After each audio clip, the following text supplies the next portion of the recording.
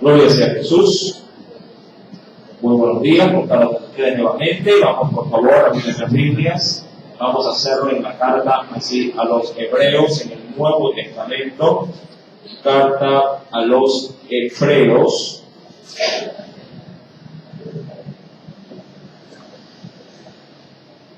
Lo tenemos. Vamos a leer, empezará obviamente la introducción y a leer el verso número 1 y 2.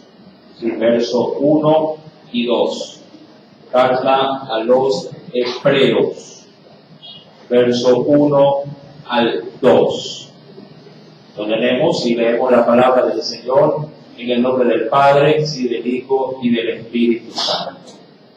Dios, habiendo hablado muchas veces y de muchas maneras en otro tiempo a los padres por los profetas, todos el verso 2, en estos postreros días nos ha hablado por el Hijo, a quien constituyó heredero de todo y por quien asimismo hizo el universo. Hasta ahí la lectura. Inclinemos nuestro rostro, hagamos una breve oración. Padre Celestial, en el dulce nombre de Cristo Jesús, te damos, mi Dios, gracias de antemano por las misericordias, mi Señor, mi Padre, que tú, Padre, has de derramar el día de hoy. Permítenos, conforme a ese amor y a esa misericordia a la cual hacemos en este día alusión, que sea tu gracia, Padre, Señor amado, en este día derramándose de manera abundante. Señor amado, mira y considera a cada uno de tus hijos, tanto aquellos, Padre, que forman parte ya de tu pueblo, como aquellos que todavía están en ese proceso de tomar una decisión. Te suplico, mi Dios, que sea usted mismo tratando con cada uno de ellos, que esta enseñanza pueda ayudar, oh Dios amado, Padre, para que puedan tomar también una decisión por Jesús. De la misma forma, extiende tus misericordias, extiende, Señor amado, tu buena mano, Padre, también para con cada uno de nuestros pequeños. Que ellos puedan también de la misma forma, mi Dios, en usted por ser ministrados. Mira, Padre, a nuestros hermanos también de la iglesia en la Flor de Bastión. Padre, no solamente a ellos, sino a todos los que, mi Dios, conforman tu cuerpo a través, Señor amado, de la iglesia. Mi Dios, ministrales a todos y que en este día, Señor, tu nombre pueda ser engrandecido. Y prepara nuestro corazón para reservar en nuestras vidas los dichos de tu boca. Dios, Padre, dicho todo esto, nos depositamos en tus preciosas manos, en el nombre de Cristo Jesús. Amén y amén. Bien, mis amados hermanos, carta a los Hebreos, capítulo 1, hemos dado lectura, verso 1 al 2, ¿sí? Donde se nos dice, Dios, habiendo hablado muchas veces y de muchas maneras, en otro tiempo a los padres por los profetas, en estos postreros, ¿sí? O en estos últimos días, nos ha hablado por el Hijo, a quien, dice la Escritura, constituyó heredero de todo y por quien asimismo hizo el universo. Bien, ¿cómo poder entender este precioso libro, esta preciosa carta, justamente que lleva como título, ¿sí? El pueblo, ¿sí? De Israel, hablando de los hebreos, ¿sí? Carta a los hebreos. Y querido hermano, para poderlo asimilar de una muy buena manera, creo yo que la carta a los hebreos es la carta que se puede considerar como un puente, ¿sí? Un puente que hace un nexo entre el Antiguo Testamento, por así decirlo, y Cristo, no el Nuevo Testamento, sino entre el Antiguo Testamento y Cristo. La carta a los hebreos, mi amado hermano, es ese paso de nivel que sirve en todo caso como para cruzar una calle, una avenida muy transitada, en el cual Jesús vendría a ser el facilitador para poder entender, la carta a los hebreos, para poder entender a Cristo en medio de un pueblo reacio, en medio de un pueblo, sí, duro y hasta cierto punto apático, sí, a este nuevo pacto que es Jesús.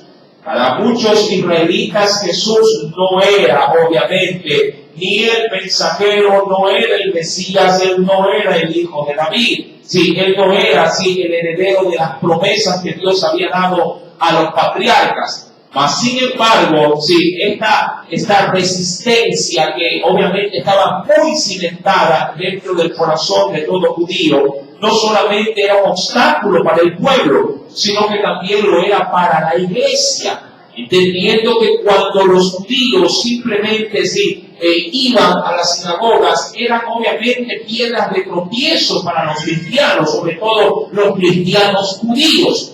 En fin, ya que ellos daban una supremacía por encima de Jesús a la ley. Y todo eso, como usted ya lo sabrá, empeoraba la situación doctrinal que los apóstoles querían, obviamente, introducir en corazones que habían estado de alguna forma esclavizados por esos argumentos de la ley.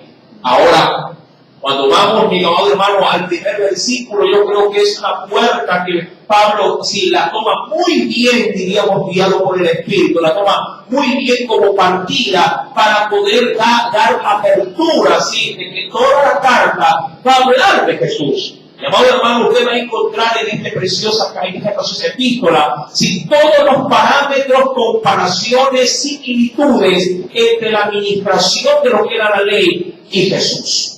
Toda la carta nos va a hacer referencia a que todo lo que había en el Antiguo Testamento, todo desemboca, termina o concluye con Cristo. De hecho, yo quisiera darle un realce especial a la carta a los hebreos porque es un libro magnífico, sobre todo para las sectas que le dan mayor realce a ciertas disposiciones de la ley, del Antiguo Testamento, más que a Jesús mismo. Ya que este libro, mi amado hermano, lo que va a quitar, como usted ya lo habrá leído y lo vamos a tocar más adelante en otras citas, que este libro viene a quitar el velo, del cual obviamente por la dureza del corazón, quienes leen en este caso las cartas de los apóstoles, simplemente para ellos esto está velado. Jesús obviamente es ese puente que va a ayudarles a pasar para que entiendan la verdad de Cristo, y que la ley, mi amado hermano, termina en Él y en Él empieza un nuevo pacto.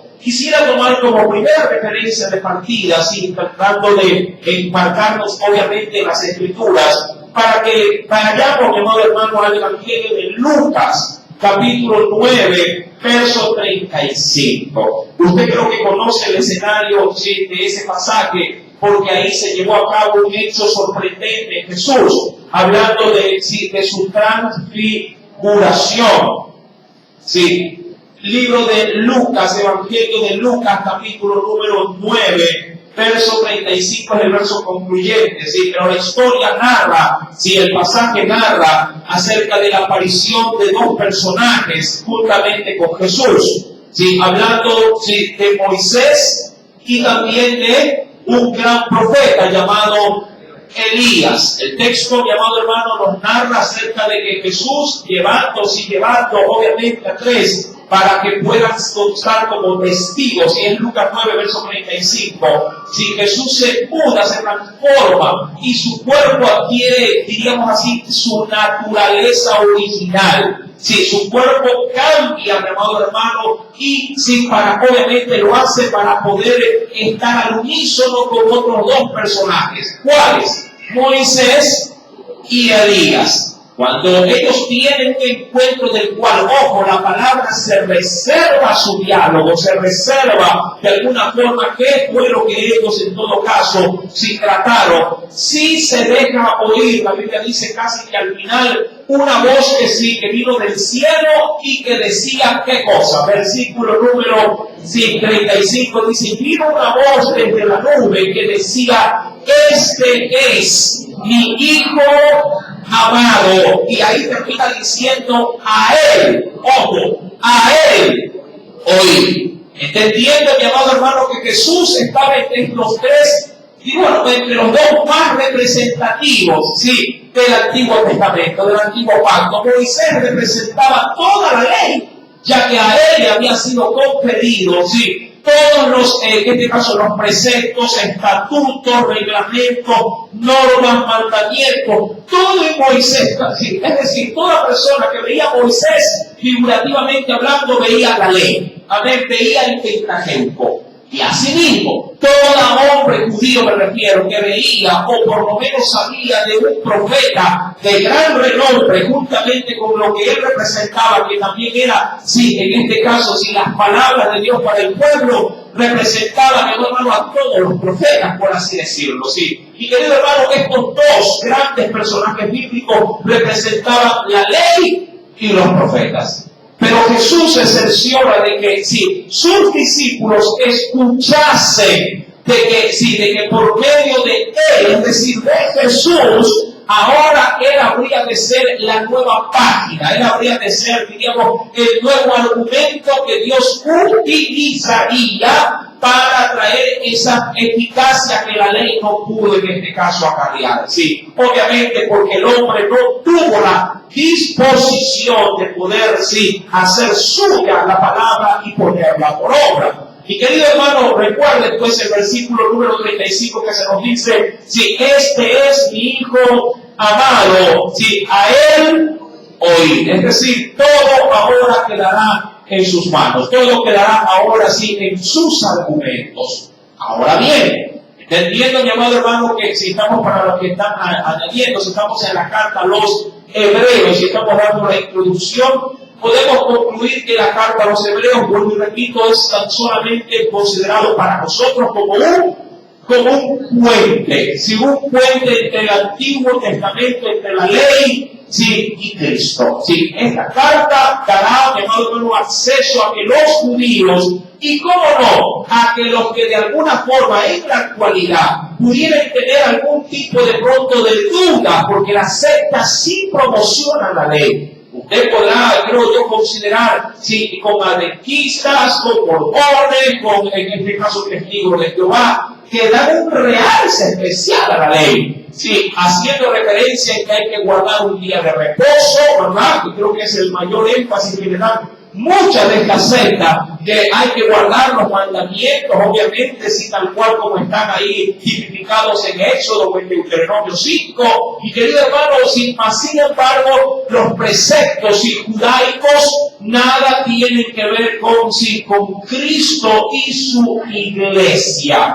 Ahora bien, mi amado hermano, como se mencionó en el verso primero, queriendo ya adentrarnos en este precioso análisis de esta preciosísima carta, dice la Escritura, Dios habiendo hablado muchas veces y de muchas maneras en otro tiempo. ¿A quiénes?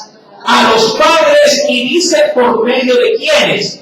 Dice acá, sí, por los profetas. Y mi amado hermano, y vamos a ir a ciertos versos bien bíblicos, pero queremos dar un argumento adicional acá. ¿Sí? ¿Cómo Dios habló al pueblo, sí, judío, al pueblo de Israel?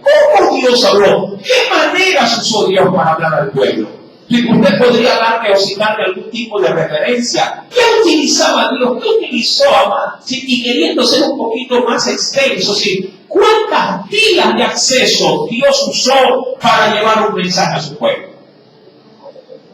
A ver, quiero escuchar argumentos. ¿Cómo? Si ¿cuántas vías Dios utilizó para llevar siempre un mensaje al pueblo? Poder decir su palabra de manera esencial. Sí, su palabra. Profetas, ángeles, ¿verdad? Diríamos adicionalmente, también utilizó inclusive, mi hermano, sí, la naturaleza, ¿verdad? ¿A través de qué? Diríamos a través de juicios, a través de milagros. Sí, Dios, mi hermano, sí, diríamos que agotó todo esfuerzo y vía para que el pueblo recibiese un mensaje. Y todo, mi amado hermano, fundamentado en una raíz. Dios utilizó su Espíritu para ello. Porque fue por medio del poder del Espíritu Santo que Dios se abrió brecha para que todo testificara a su nación y al mundo entero, obviamente, sí, el mensaje que Él quería que su pueblo lo receptara y obviamente lo pudiera aplicar a su vida. Ahora, venga conmigo de primera mano, mi querido hermano, sí, y esto lo habla de gran manera el profeta Jeremías. Sí, vayamos por favor a ese precioso pasaje de Jeremías, el libro de Jeremías, en el capítulo número 7. Sí, vayamos por favor a ese precioso texto. Jeremías, capítulo número 7. En el Antiguo Testamento, ¿lo tiene ya? Jeremías, capítulo número 7. Veamos por favor de primera mano, ¿sí? El versículo número 13. Mira lo que dice ahí. ¿Puede leerlo? ¿Qué nos dice? Ahora, pues, por cuanto vosotros habéis hecho todas estas obras, hablando obviamente de las obras malignas que hacía el pueblo, ¿qué dice el Señor? Dice Jehová, y aunque os hablé desde temprano, es decir, a tiempo, de manera preventiva, y sin cesar, no oísteis, y os llamé, y no, dice acá, y no respondiste. Mire, lo que podríamos hacer reales en este pasaje bíblico, más allá del pecado, que el pueblo era muy recurrente en ellos por su rebeldía, obstinación, idolatría, es que Dios siempre tuvo una palabra preventiva para el pueblo. Y como lo dice el texto del versículo 13, si les hablé desde temprano, y segundo, les hablé sin cesar, es decir, de manera permanente. Siempre hubo una advertencia antes de, y siempre hubo una palabra que era constante, que siempre permaneció, pero aún así nunca me lograron obedecer. Cuando uno va, de hecho, al mismo libro de Jeremías, porque este libro es uno de los que, digamos así, uno de los profetas que más el Señor utilizó para dar este tipo de advertencias. Cuando uno va al verso 25, como que la situación se repite, pero con algo adicional. Jeremías capítulo 7, avanza un poquito simplemente. Sí, Jeremías capítulo 7, pero avancemos al versículo número 24, desde el 24 al 25. 24 al verso 25. ¿Lo tiene? Más adelante simplemente. Dice el Señor, y no oyeron, ni inclinaron su oído, antes caminaron en sus propios consejos. ¿En qué caminaron? En la dureza de su corazón malvado. Y fueron más bien hacia dónde. Sí, que verdad que terrible, sí, o qué contradicción. Fueron más bien hacia atrás y no hacia adelante. Verso 25.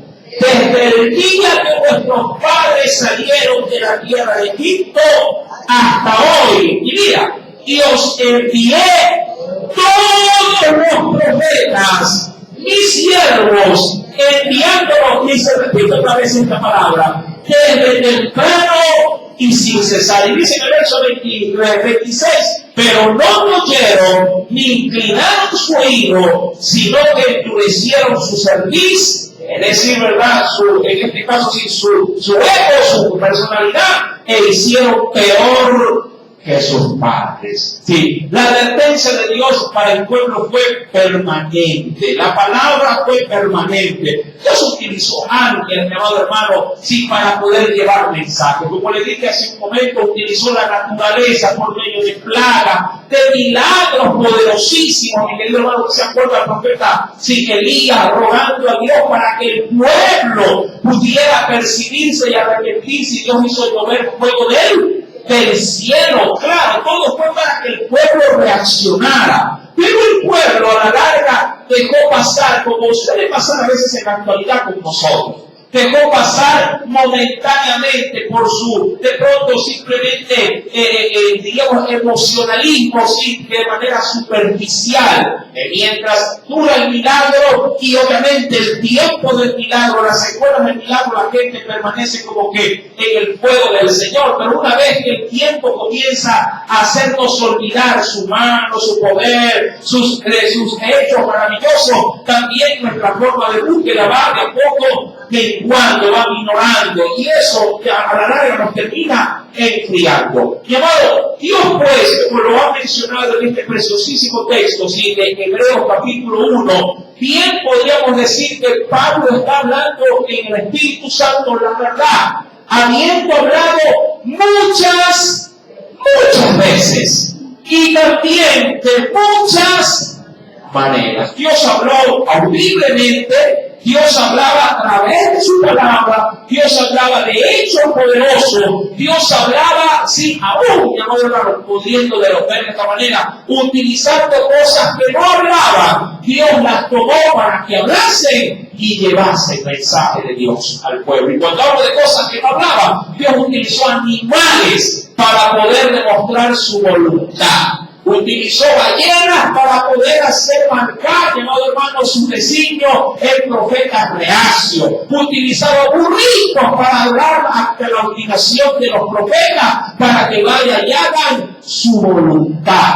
Mi querido hermano, Dios utilizó cuervos, utilizó, mi querido hermano, para llevar alimento a sus profetas. Utilizaba palomas para indicarle a un Noé que la tierra ya estaba seca. ¿Cómo no, mi amor, poder decir que Dios utilizó y agotó todo lo que está al alcance de su mano?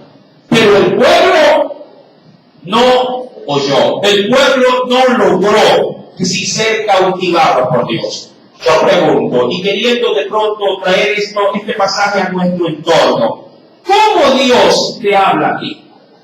¿O cómo Dios ha usado aún hasta las circunstancias para hablarte? Porque Dios no solamente necesita la Biblia para hablarnos, Dios puede hablarnos también a través de las circunstancias. Mira la circunstancia de un precioso libro que terminamos de estudiar, hablando del libro de qué? De Esther. Una circunstancia terrible Dios utilizó, pero aún así se valió de ello para ministrar a quién? A su pueblo. Mi amado, ¿a ti cómo Dios te ha hablado? ¿No utiliza acaso Dios enfermedades para hablarnos? ¿Acaso Dios no utiliza de pronto situaciones difíciles, hablando de la economía, para ministrarte, para hablarte, para tratarte? ¿Acaso Dios no utiliza, mi querido hermano, de pronto situaciones aún dentro de la casa, donde se ponen endurecidos quienes están contigo y eso te obliga a buscar de Dios? Pregunto, ¿te habla o no te habla de esa manera el Señor? Yo creo que sí.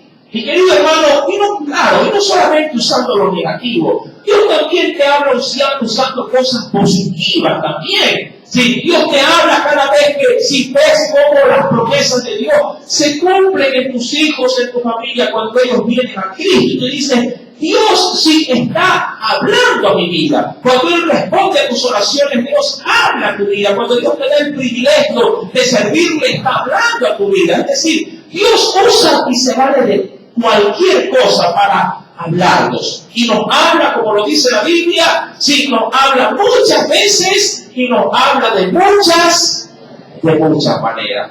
¿Cuántas veces Dios no te ha hablado a través de una enseñanza de la palabra? A través de una alabanza, ¿verdad? Cuando tienes tú y la alabanza en Dios, mi amado hermano, te quebranta y esta así te quille. Tú dirías, y tú sientes la presencia de Dios que está de alguna manera redarguyendo, y tú dices, Dios me ha hablado a través de esa alabanza, o ha roto alguna cadena que me impedía de pronto esa libertad para adorarle. Mi amado, Dios se vale de cualquier cosa.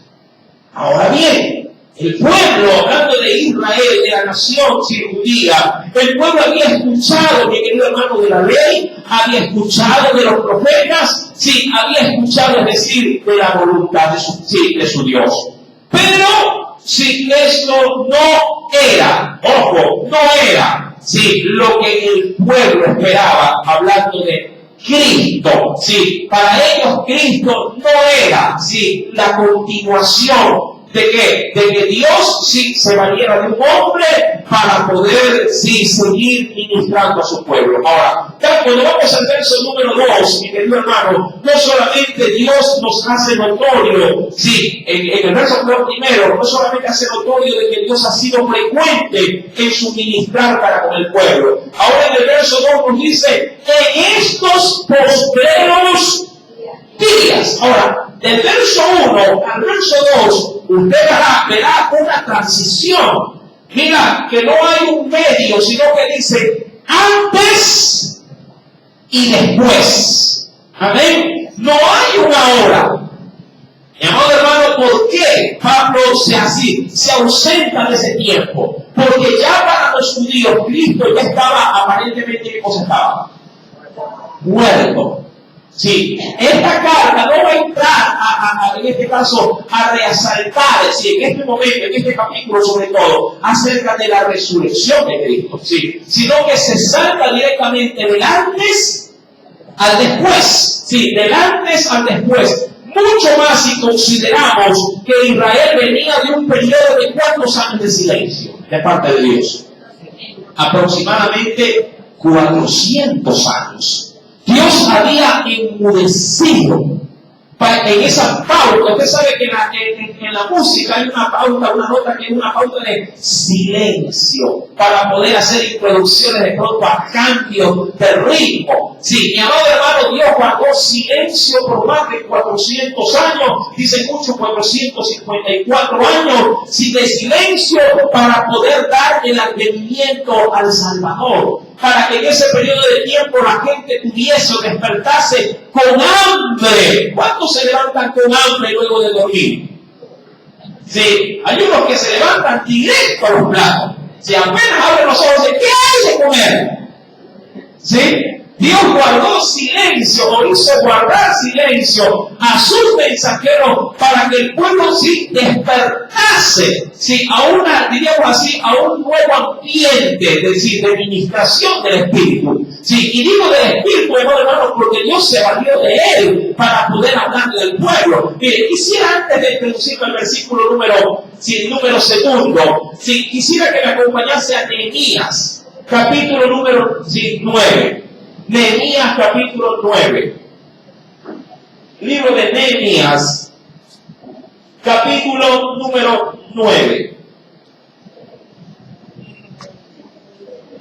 Este libro en su debido momento también ya lo habíamos meditado. Nehemías, ¿dónde está Nehemías? Ahí seguido de Esdras. Capítulo número 9.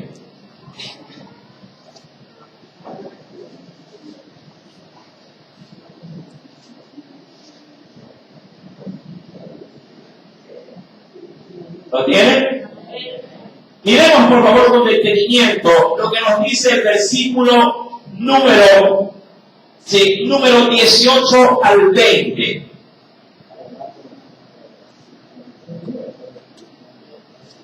Nehemías 9, verso 18 al 20. Además, en un recuento que hace Nehemías, cuando hicieron para sí becerro de fundición y dijeron: este es tu Dios que te hizo subir de Egipto, y cometieron grandes abominaciones.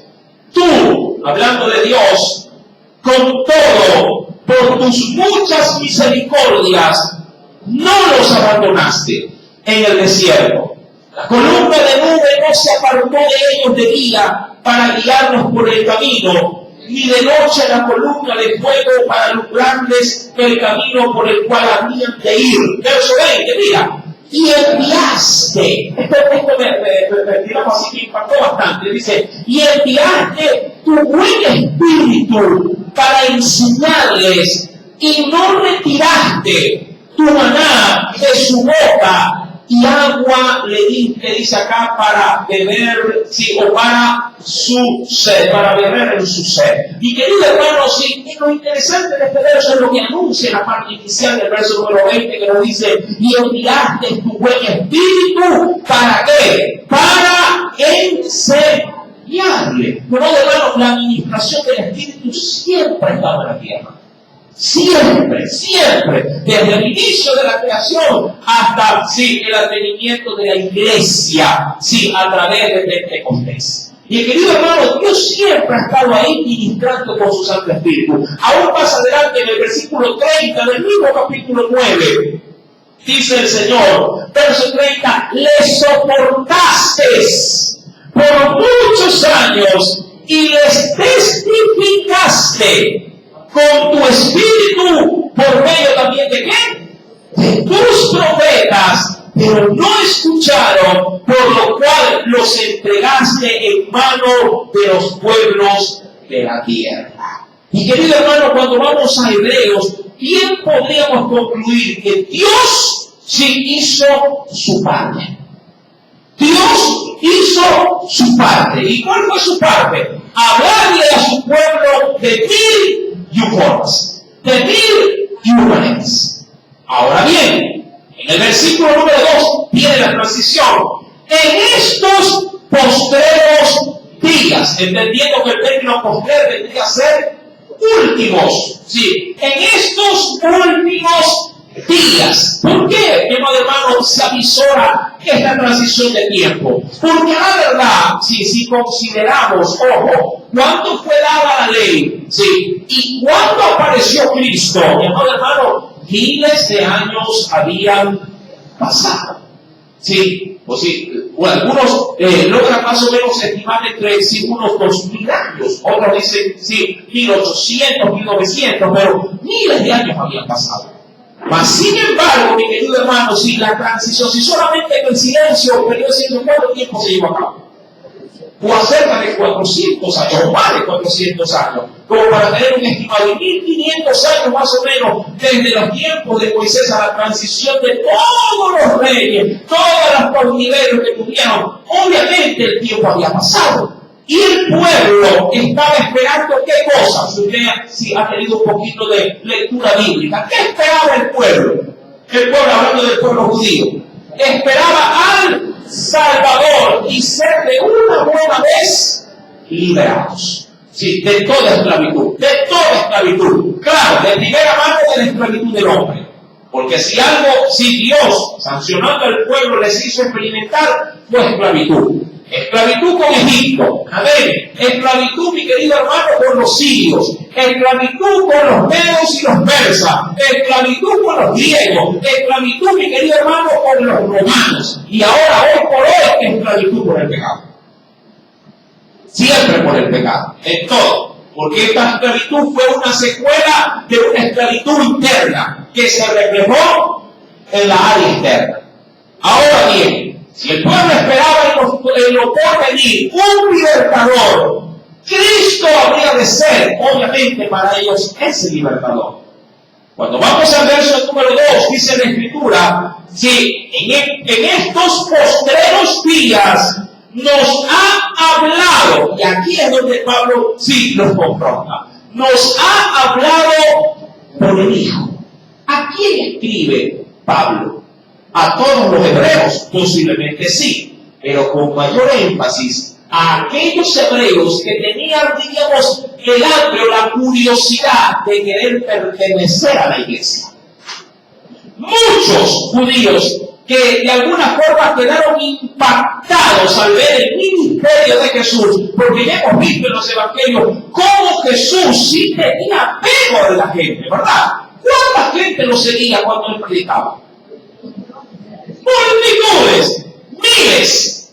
¿Por qué no miles estuvieron en Pentecostés? Si miles le recibieron en la entrada, ¿verdad?, en Jerusalén, diciéndole, ¡Hosana al Hijo de David! Bendito el que viene en el nombre del Señor. ¿Por qué no estuvieron miles en el día de Pentecostés? Sino un aproximado de ¿cuántas personas? 120. ¿Dónde estaban los miles? ¿Dónde estaban los que se saciaron de panes y peces? Porque ahí comieron 4,000 en una oportunidad, luego 5,000, y la Biblia dice bien claro, sin contar mujeres y niños. Que si le suman mujeres y niños, yo creo que, sin temor a equivocarme, y vaya que los judíos tenían hijos, por lo menos debieron haber unas 10,000 personas. Si eso queriendo ser, sí, un poquito suavizado en cuanto al número. Y querido hermano, ¿por qué no estuvieron miles? Sí, de pronto abogando en Jesús, sin que no lo crucificasen. Mi hermano, era el temor de equivocarse en la transición de la ley. Ese temor a muchos, a miles, les dijo, sí, él es un gran profeta, habla muy bien, es un gran maestro, un gran rabí, qué lindos milagros que este hombre hace, pero la ley le aguanta. Pero la ley sí me restringe. Y no tengo la certeza o la seguridad si verdaderamente Él es o no es. A sus discípulos Jesús sí les dijo, ¿crees en Dios? Tranquilo, cree también en mí. Y los discípulos asumieron esa verdad. Pero claro, ese mensaje fue un mensaje, digamos, con mayor exclusividad para unos pocos. ¿Para quiénes, a la verdad? Para quienes sí rompieron, en este caso, sí, la tradición y se acercaron con Jesús, sí, de una manera, diríamos, mucho más abierta. A quienes realmente mostraron interés por su mensaje y por su ser. Llamado hermano, pero el resto de los judíos dijeron, yo no creo. Es que, si usted quiere de alguna forma entender esta carta, usted debería de asimilar su propia transición del catolicismo al cristianismo evangélico, por así decirlo. ¿Sí? ¿Le costó a usted venir al evangelio? Para muchos sí. Muchos sufrieron para tomar su decisión por Cristo. Porque pensaron que estaban, ¿qué cosa? Equivocados, o temían a equivocarse. Yo me recuerdo, y ahora sí voy a sacar a relucir de pronto con mis propios suegros que están acá. A ellos les costó venir a Cristo. Porque temieron, ¿qué cosa? Equivocarse. A mi esposa le fue durísimo. Un año casi peleando ella misma consigo, así pensando que la transición del catolicismo al cristianismo iba así, en este caso, a causar estragos, y claro, estragos negativos. Porque mucha gente piensa que está traicionando la fe. ¿Verdad? Ya cuando uno, ya digamos así, se sumerge sí, en Cristo, uno dice, ay, pero ¿cómo no lo conocí antes? ¿Verdad? ¿Cómo no vine a los pies de Cristo antes? Muchas cosas que hoy por hoy hice no las hubiese cometido. Pero eso ya uno lo aprecia después de, no antes de. Los hebreos no podían, tenían una lucha, una contradicción internamente para esa transición. Y Cristo, obviamente, para muchos judíos era una piedra de tropiezo. No era una escalera para el cielo, era una piedra, era una roca, que en la cual ellos decían, si no la recibo, toda mi nación se va a ir en contra mía. Claro, y eso es así. Yo le pregunto, cuando usted por primera vez, cuando algunos han sido únicos en el hogar, en la familia de haber recibido a Cristo, y todos los demás son católicos, ¿cómo lo miran a usted? ¿Cómo lo tratan a usted? ¿O cómo lo trataron al inicio cuando usted dio el primer paso de fe? Y todos los demás en casa dijeron, ¿qué vas a hacer? ¿Ah? Tú la abuelo era católico y viene bajando. Sí, ¿verdad? Tu bisabuelo, tu abuelo, tu padre, tu madre y tú. ¿Verdad? Esa situación, hermano, para el judío fue totalmente dura, como muchos lo es, sí, hoy por hoy, sí, para la gente. Claro, la gente que está de alguna forma ligada a la religiosidad, para ellos, mi hermano, ser cristiano, en este caso sí, es durísimo. Por eso es que en muchas puertas uno puede ver, soy católico, apostólico, y se equivoca, porque debe ser ecuatoriano, y ponen romano también. Sí, no toque, no moleste. La transición, si para ellos es algo que no se puede asimilar. Y ahora, por eso digo que Hebreos es la mejor llave para romper esta postura y ubicarlos en el paso a desnivel para que ese peatón cruce de un estado digamos así, de ignorancia o de tradiciones a un estado de libertad que es Cristo Jesús. Es decir, en estos postreros días nos ha hablado, dice la Biblia, ¿por quién? Por el Hijo. a quien dice la Escritura, constituyó heredero de todo y por quien asimismo, dice la Escritura, hizo el universo. Ahora, Pablo hace como que digamos así, pone quinta en el orden de velocidad del vehículo y luego pone retro. Sí, de golpe, eso no se puede hacer en un vehículo. Sí, pero así de por sí se podría ver este pasaje del verso 2. Pone quinta, ¿sí? Cuando dice que ahora habla por quién, por medio de Jesús. Sí, mi amado hermano, y es así. Los evangelios, obviamente, para los judíos no eran válidos. Usted tiene que entender esto, antes de poder ver el escenario y de ahí verá en toda la carta a los hebreos por qué se va a hacer alusión a muchos textos de la ley, a muchos textos de los profetas, no a los evangelios. Porque para los judíos los evangelios no gozaban de qué, de credibilidad. No eran palabra de Dios. Claro, Pablo, guiado por el Espíritu Santo, tiene que usar lo que ellos creían que era palabra de Dios. ¿Y qué cosa era palabra de Dios para ellos? La ley y los profetas. Y es a través de ella que Pablo tomará los argumentos necesarios para poder dar el aval, poder acreditarlo a Jesús con las propias credenciales de la ley, haciendo alusión de que Jesús es el Salvador, el Cristo, el Mesías. Ahora bien, en el versículo 2 nos dice: los postreros días nos ha hablado por el Hijo, a quien constituyó, dice acá, heredero de todo, ¿sí? Y por quien asimismo hizo el universo. Ahora, nosotros sí creemos en los evangelios, claro que sí. Y veamos qué nos tiene que decir los evangelios con respecto a esto. Venga conmigo, mi querido hermano, de primera mano al evangelio según San Juan, capítulo número 1. Juan, capítulo 1. Evangelio según San Juan. Espero que esta carta sea de gran bendición para usted y la pueda y la sepa utilizar legítimamente para predicarle a quien de pronto está atado por costumbres o tradiciones. Juan capítulo 1.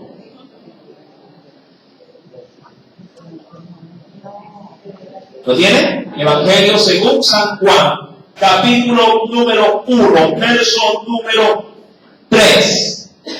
Verso número 3. Dice el Señor: todas las cosas, todas las cosas por Él fueron hechas. Y cuando habla de Él, habla de Cristo. Amén. Todas las cosas por Él fueron hechas. Y sin Él, es decir, y si Él no hubiese estado, ¿qué dice la Biblia? Nada de lo que ha sido hecho fue hecho. Es decir, si Jesús no estuviese en el escenario, llamado hermano, hoy por hoy no hubiese, seguiríamos estando en esa dispensación de allá de Génesis 1:0, digo yo, ni siquiera 1:1. Génesis 1:0. ¿Hay Génesis 1:0? No hay, no existe. No existiera nada, porque en Génesis, digo 1:0, porque en Génesis 1:1, ¿qué dice la Biblia? En el principio, ¿qué hizo? Dios creó, pero ojo, ese 1:1, Dios lo hizo por Él. Si Él no hubiese estado, no hubiese sido creado ni cielos ni tierra. Amén. Verlo de esta manera. Si Jesús no hubiese estado en el escenario, estuviésemos en Génesis 1, verso 0. Y usted dirá: el verso 0 no existe. Exacto. Nada hubiese sido hecho. De ahí, mi querido hermano, que en Juan capítulo 1, verso número 3 nos dice: todas las cosas por por Él fueron hechas, y sin Él nada de lo que ha sido hecho fue hecho. Hay un texto que lo amplía como para una mejor comprensión. Venga conmigo por favor a Colosenses, capítulo 1. Carta a los Colosenses, a la ciudad de Colosas. Sí. Colosenses, capítulo 1.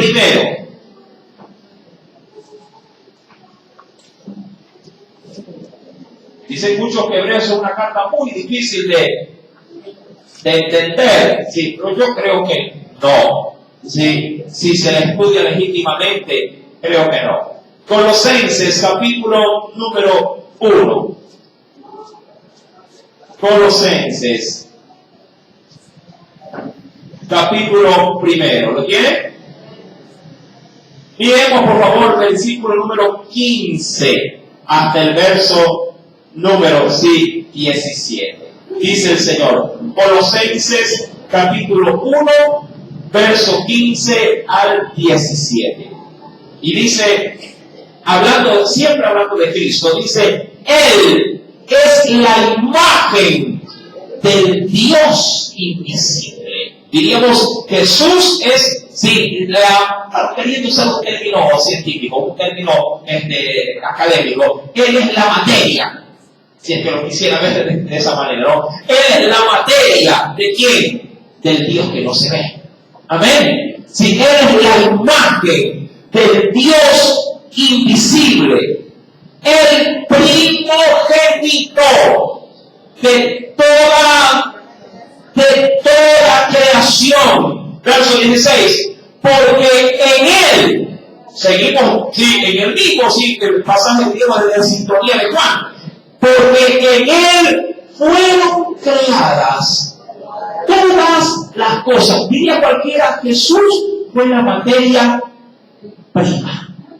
Sí, para poder crear o para que pueda Dios crear todas las cosas. Mucha gente dice, ¿cómo es posible crear algo de la nada? Mi amado hermano, Dios sí tuvo materia prima. ¿Quién fue la materia prima? Jesús.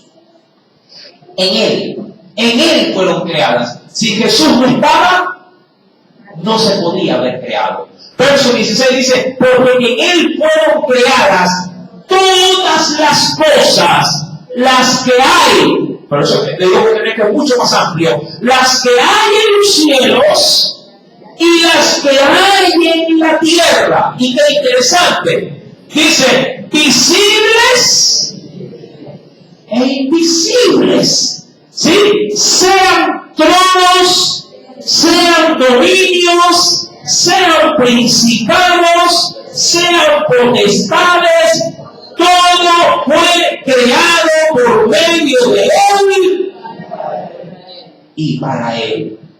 Y Él, verso 17, porque aquí, ojo, aquí se tira abajo el fundamento de que Jesús fue creado. Dice el verso 17, y Él es antes de todas las cosas, y a su vez todas las cosas en Él subsisten. Hay unos que dicen, no, Jesús ya no existe, solo Dios nada más. Si Jesús te saca a Jesús del escenario, mi amado hermano, lo que ha sido hecho simplemente se desmoronaría. Porque Él es, ya visto de otra manera, en el aspecto de la doctrina, Él es el fundamento de todas las cosas. Quítele a una casa sus bases, ¿y qué pasará? Se cae. Él. De modo, Jesús es digamos así, es el eje central de toda esta máquina. Si sale ese eje, automáticamente todo se desmorona. ¿A cuántos a veces se les han desmoronado las cosas? Si sea jugando, usted ha visto a veces cuando uno pone vasitos tipo pirámide. Si quítele una de las de abajo y se desmorona automáticamente todo, por muy grande que sea, si en este caso la pirámide que esté haciendo.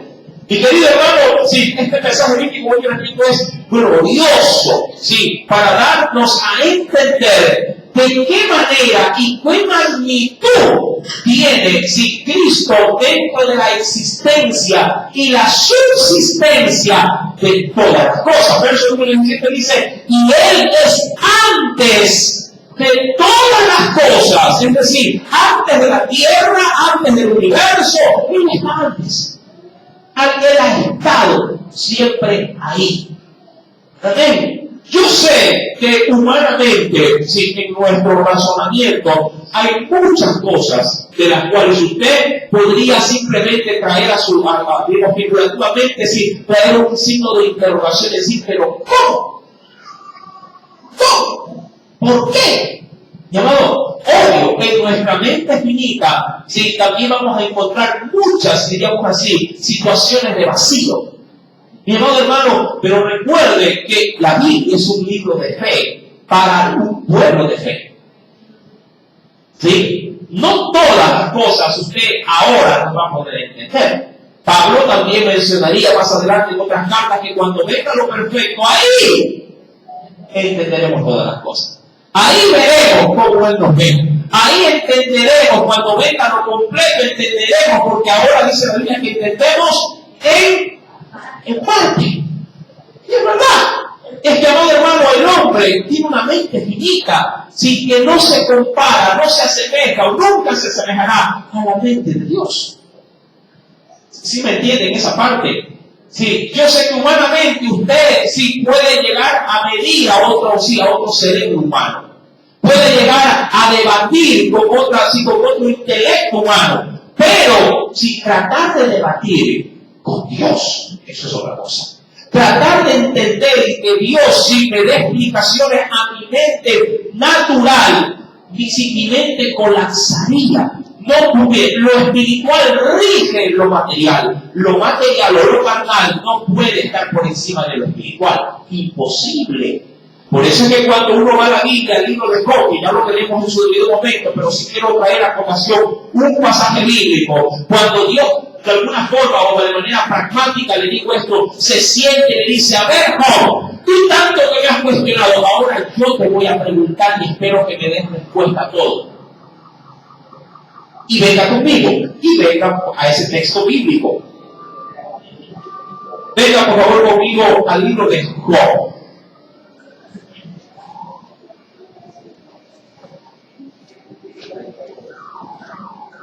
En el capítulo número 38,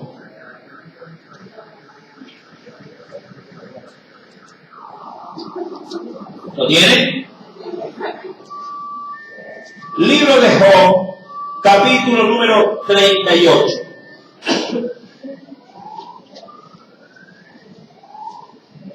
Y de ahí me voy a saltar rápidamente también al capítulo 42. ¿Sí? Entonces, verso primero, respondió Jehová a Job desde un torbellino, o un remolino, como podríamos de pronto apreciarlo de una mejor manera, y dijo, ¿quién es ese que oscurece el consejo con palabras sin sabiduría? Ahora ciñe, ¿sí? O levántate como varón sin tus lomos. Yo te voy a preguntar, o yo te preguntaré, y tú me contestarás. ¿Sí? Porque hay gente que siempre se pone un poquito medio reacia con Dios, no negligente, y dice, pero Señor, y como que de alguna forma, si uno le reclama a Dios muchas cosas que uno tampoco no logra entender. Verso número 4, mira, ¿dónde estabas tú cuando yo fundaba la tierra? Pregunto, usted conteste esa pregunta. ¿Dónde estaba usted?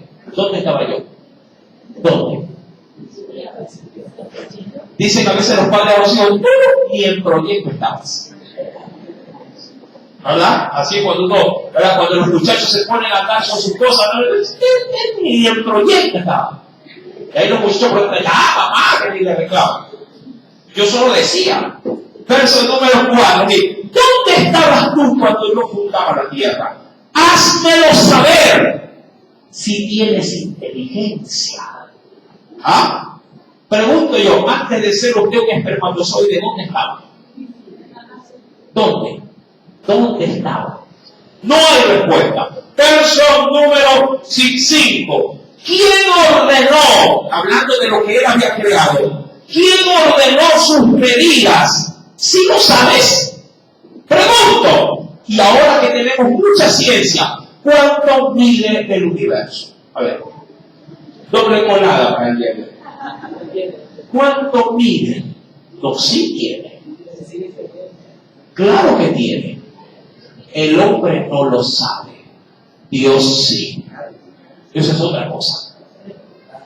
Amén. Sí. Verso número 5. Y le digo, ¿sabe por qué? Porque aquí Dios habla de qué habla. De que el universo tiene medidas. Pero lo que el hombre no sabe es qué medida tiene. ¿Sí me explico? Verso número 5. ¿Quién ordenó sus medidas? ¿Sí lo sabes? ¿O quién extendió sobre ella? Y eso es lo que se utilizaba para medir. Nosotros utilizamos el metro. ¿Qué utilizó el Señor para medir? Un cordel. Entendiendo que podría asemejarse un cordel como una especie de piola que uno extiende, como lo hace un albañil. ¿Para poner qué cosa de pronto? ¿Para qué utiliza en este caso la piola? ¿Para qué? Para poder fijar, en este caso, no solamente la distancia, sino también la medida, y que esta no esté ni más alta, así de un lado, como cuando uno pone los bloques. ¿Cuánto gusta poner bloques? Ponen una piolita de un lado y del otro, para que vaya todo uniforme. Cierra hermano Jorge, ¿verdad? Ahí está. Pregunto, ¿Dios puso cordel? Claro que lo puso. Significa que si el universo tiene medida. Pero claro, el hombre, aún con su telescopio más potente, no lo encuentra. Verso número, solamente voy a leer ciertos pasajes del capítulo 28, versículo número 6. ¿Sobre qué están fundadas sus bases? ¿Alguien sabe dónde descansa la tierra? ¿Por qué flotamos en el espacio? ¿Ah? Imposible saberlo correctamente. ¿Quién? Versículo número 6. Se acabó la cosa. ¿Quién vive, hermano?